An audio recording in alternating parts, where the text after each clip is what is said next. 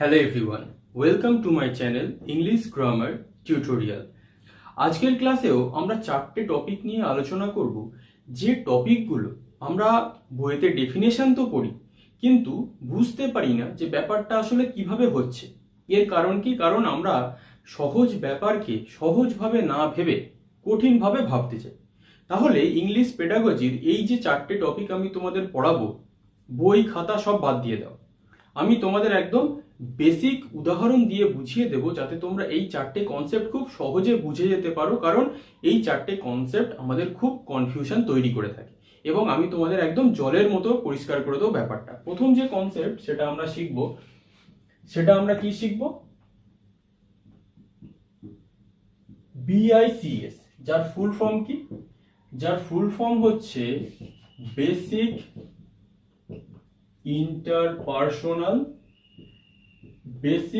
Interpersonal communicative skill. আচ্ছা, এই জিনিসটা নিয়ে আমাদের অনেক সমস্যা হয় যে আসলে এই যে BICS এই ব্যাপারটা কি? Basic interpersonal communicative skill. Basic মানে কি? একদম সাধারণ। ইন্টারপার্সোনাল মানে কি? একটা সংযোগের মাধ্যম, এটা আমরা বলতে পারি একজনের সাথে আরেকজনের। কমিউনিকেশন মানে কি? যোগাযোগ। স্কিল মানে কি? দক্ষতা। এটাকে আমরা যদি এই ডেফিনেশন অনুযায়ী যাই, সারা জীবনেও আমরা ভালো করে বুঝতে পারবো না যে what is basic interpersonal communicative skill. এটা আসলে কি বেসিক ইন্টারপার্সোনাল কমিউনিকেটিভ স্কিল? এটা হচ্ছে, ধরো তোমাকে আমি ফোন করলাম, hello, how are you, what are you doing. তার পরিপ্রেক্ষিতে তুমি হয়তো এটা হতে পারে আই আই আই আই এরম করতে পারো, আই কি মানে কি? তুমি ভালো করে বুঝতে পারছো না বা ভালো করে উত্তরটা করতে পারছো না, তার মানে কি তোমার কমিউনিকেটিভ যে স্কিল সেটা খারাপ। তাহলে বেসিক ইন্টারপার্সোনাল কমিউনিকেটিভ স্কিল মানে কি? তোমাকে আমি ফোন করলাম, সেটা হতে পারে যে কথোপকথন, সেটা তুমি খুব ভালো করে করছো। তুমি কোনো খেলার মাঠে খেলতে গেছো, তোমার বন্ধুদের মধ্যে তুমি কথাবার্তা বলছো, ভালোভাবে বলছো। তুমি কোনো সোশ্যাল ফাংশনে গেছো, তুমি কোনো যে কোনো জায়গায় বন্ধুদের সাথে পুজোতে ঘুরতে গেছো, কমিউনিকেশন ভালো করছো। তার মানে কি? তুমি একজনের সাথে কত সহজে কমিউনিকেট করতে পারছো। তার মানে কি? তুমি কত সহজে এই যে কমিউনিকেশন স্কিলটাকে তুমি যোগাযোগের মাধ্যম হিসাবে ব্যবহার করতে পারছো খুব সহজে। That is called BICS। এর মধ্যে আর কিচ্ছু নেই। তোমার এই যে তুমি একজনের সাথে কথোপকথন করছো, তুমি সঠিকভাবে তার প্রশ্নের উত্তর করতে পারছো কিনা, তুমি ঠিকঠাকভাবে তার যে প্রশ্নের উত্তর সেটা দিতে পারছো কিনা, বা তুমি কথা বলতে গিয়ে আমতা আমতা করে ফেলছো কিনা, তোমার স্কিলটা ভালো কিনা। অনেক সময় তুমি দেখবে, তুমি হয়তো দেখা গেল বাংলাতে খুব ভালো কমিউনিকেট করতে পারছো, কিন্তু তুমি ইংরেজিতে কথাটা ঠিক ভালোভাবে বলতে পারছো না। তার মানে কি? তোমার BICS খারাপ, তোমাকে সেটাকে ইমপ্রুভ করতে হবে। এইটাই, এর বাইরে আর কিচ্ছু নেই। শুধু এইটুকু যদি জেনে রাখতে পারো, দ্যাট ইজ এনাফ। এবং এর ফুল ফর্মটা বেশি পরীক্ষায় পড়ে, যদি তোমাকে কনসেপচুয়াল প্রশ্ন বলে অনায়াসে তুমি পেরে যাবে। নেক্সট, CALP আর একটা কনসেপ্ট আছে, সেটা কি? কগনিটিভলি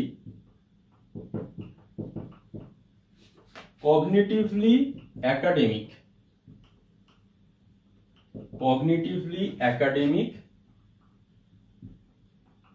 ল্যাঙ্গুয়েজ প্রফিসিয়েন্সি।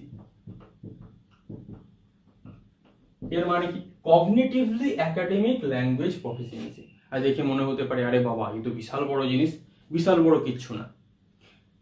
তুমি ইংলিশ ল্যাঙ্গুয়েজে মাস্টারি দখল করেছো কিনা, অর্থাৎ তোমাকে যদি কিছু একটা বলা হয়, তুমি তৎক্ষণাৎ সেই জিনিসটার উপরে নিজের মতো করে কিছু একটা লিখে দিতে পারো। তার মানে কি? ইংলিশ ল্যাঙ্গুয়েজে তুমি খুব দক্ষ। সাপোজ তুমি ধরে নাও, যারা ইংলিশ অনার্সের স্টুডেন্ট বা যারা ইংলিশে MA করছে, ইংলিশে PhD করছে, তারা কি? তারা ইংলিশ ল্যাঙ্গুয়েজে খুব দক্ষ।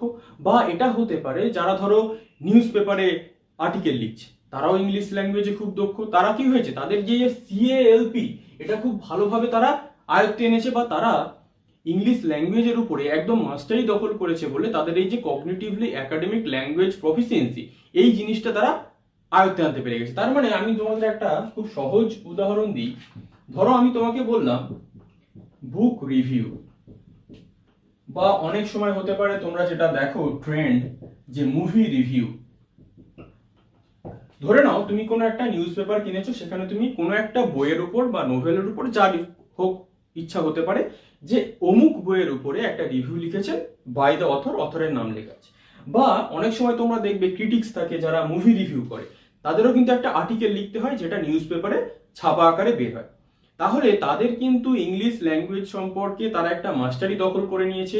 ওই জন্য তাদের যে কোনো সমস্যার উপরে বা যে কোনো টপিকের উপরে তাদের যদি মতামত বা তারা কি ভাবছে সেটা লিখতে বলা হয়, তারা কিন্তু খুব অনায়াসে তাদের যে ক্রিয়েটিভ লেভেল দিয়ে সেটাকে একটা যে ধারণাটা সেটা তারা ব্যক্ত করতে পারে, এবং আমরা কারা, আমরা পাঠক, সেটা আমরা পড়ি।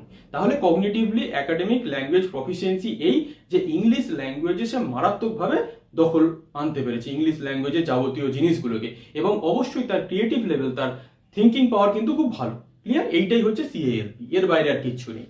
নেক্সট যে দুটো টপিক আমাদের একদম মাথা ঘেঁটে দেয়, একটা হচ্ছে কি ব্রেন স্টর্মিং, STORMING, একটু ঠিক করবে, ব্রেন স্টর্মিং। আর 4 হচ্ছে কি স্ক্যাফোল্ডিং। এই দুটো জিনিস আমাদের সব সময় ভুলিয়ে যায়। ব্রেন স্টর্মিং কি আর স্ক্যাফোল্ডিং কি, এই দুটো জানার জন্য তোমাদেরকে আমি একটা সিচুয়েশন তৈরি করছি। ধরো অ্যাজ এ টিচার আমি কি করলাম, আমার ক্লাসে 10 জন স্টুডেন্ট রয়েছে। 10 জন স্টুডেন্টকে আমি একসাথে করে দিলাম, কোনো একটা প্রবলেম তাদের সামনে আমি দিয়ে দিলাম। এরপরে আমি তাদেরকে কি বললাম যে তোমরা তোমাদের মতো করে ওই প্রবলেমটার সলিউশনটা কি হতে পারে, প্রবাবল সলিউশন বা সম্ভাব্য যে সমাধান সেটা কি হতে পারে, তোমরা তোমাদের মতো করে বের করো। 10 জন কিন্তু 10 রকমের সমাধান ভাবতে পারে। তাহলে এইটাই হচ্ছে ব্রেন স্টর্মিং। ব্রেনকে ঝড় তুলে দাও, মানে ব্রেনের উপরে ঝড় তুলে দাও কি দিয়ে, কোনো একটা প্রবলেম দিয়ে। তুমি 10 জনকে একটা গ্রুপে সাজিয়ে দিলে, সেখানে কি করলে, একটা প্রবলেম দিয়ে দিলে। প্রবলেম দেওয়ার পর তুমি কি বললে, এর যে প্রবাবল সলিউশন, সম্ভাব্য সমাধানগুলো হতে পারে, যেটা বাচ্চারা তোমরা তোমাদের মতো করে ভাবো। দেখবে প্রত্যেকে কিছু না কিছু একটা আইডিয়া বের করেছে, কিছু না কিছু আইডিয়া বের করেছে। তাহলে এইটাই হচ্ছে ব্রেন স্টর্মিং, যেখানে একটা গ্রুপ করে দেওয়া হয়, গ্রুপ করে সবাইকে বলা হয় যে এর কি কি সমাধান হতে পারে, তোমরা তোমাদের মতো করে বের করো। That is called brainstorming. এর বাইরে আর কিচ্ছু নেই। কোনো জিনিসকে সবসময় চেষ্টা করবে অনেক বড় জিনিস থাকলেও তার যে বেসিক যে জিনিসটা বলতে চাইছে সেটা বোঝায়। তাহলেই কিন্তু এই যে 4টে জিনিস তোমাদের কোনোদিন সমস্যা হতো না, বা হয়তো তোমরা এরকম ভাবে তোমাদেরকে কেউ বোঝায়নি যেটা এত একটা কঠিন জিনিসকে এরকম সহজভাবে উপস্থাপন করা যায়। তাহলে ব্রেন স্টর্মিং এইটুকুই। এরপরে যেটা আমরা দেখবো সেটা হচ্ছে স্ক্যাফোল্ডিং। স্ক্যাফোল্ডিংটা কি?